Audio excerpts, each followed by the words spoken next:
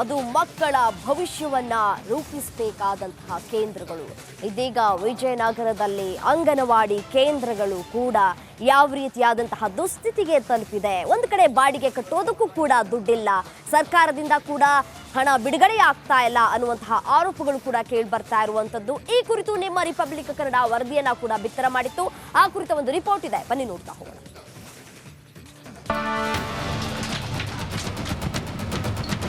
ಬಾಡಿಗೆ ಕಟ್ಟಡಗಳಲ್ಲಿ ಕಲಿಯುತ್ತಿರೋ ಮಕ್ಕಳು, ಸಣ್ಣ ಪುಟ್ಟ ಕಟ್ಟಡಗಳಲ್ಲಿ ನಡೆಯುತ್ತಿರೋ ಅಂಗನವಾಡಿ, ಕಳೆದ 5 ತಿಂಗಳಿಂದ ಬಾಡಿಗೆ ಕಟ್ಟಲಾಗದೆ ಪರದಾಡ್ತಾ ಇರೋ ಅಂಗನವಾಡಿ ಕಾರ್ಯಕರ್ತೆಯರು.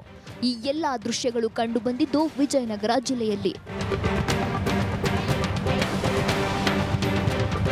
ಹೌದು, ಅಂಗನವಾಡಿ ಬಾಡಿಗೆ ಕಟ್ಟಲು ಮಹಿಳಾ ಮತ್ತು ಮಕ್ಕಳ ಕಲ್ಯಾಣ ಇಲಾಖೆ ಇಂದಿಗೂ ಹೆಣಗಾಡ್ತಾ ಇದೆ.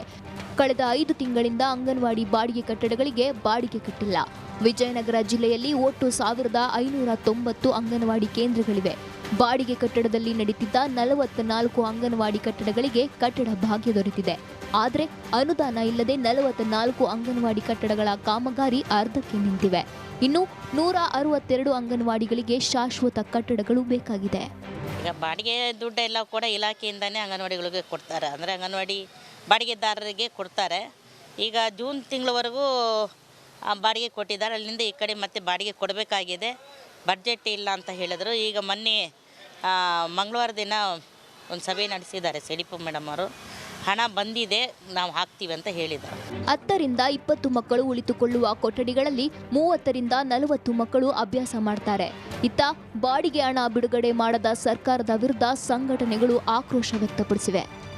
ಇತರೆ ಹಳೆ ಸರ್ಕಾರಿ ಕಟ್ಟಡಗಳನ್ನ ನಾವು ಗುರುತಿಸ್ಬಿಟ್ಟು ಅವುಗಳನ್ನ ನಮ್ಮ ಇಲಾಖೆ ಸುಪರ್ದಿಗೆ ತಕೊಂಡು ಅಲ್ಲಿ ಅಂಗನವಾಡಿಗಳನ್ನ ನಿರ್ಮಾಣ ಮಾಡಬೇಕು ಅಂತಕ್ಕಂಥ ಉದ್ದೇಶದಲ್ಲಿ ಇದ್ದೇವೆ. ಈ ಕುರಿತು ಕಾರ್ಯಾಚರಣೆನೂ ನಡೆದಿದೆ. CDPOಗಳು ವಿಸಿಟ್ ಮಾಡ್ತಾ ಇದ್ದಾರೆ ಮತ್ತು ಕೆಲವೊಂದು ನಿವೇಶನಗಳನ್ನು ಗುರುತಿಸ್ತಾ ಇದ್ದಾರೆ. ಒಟ್ನಲ್ಲಿ ರಾಜ್ಯದ ಅಂಗನವಾಡಿಗೆ ಅದ್ಯಾವಾಗ ಉತ್ತಮ ಕಟ್ಟಡ ಭಾಗ್ಯ ಒಲಿಯುತ್ತೋ ಏನೋ ಕಾದ್ ನೋಡ್ಬೇಕಿದೆ.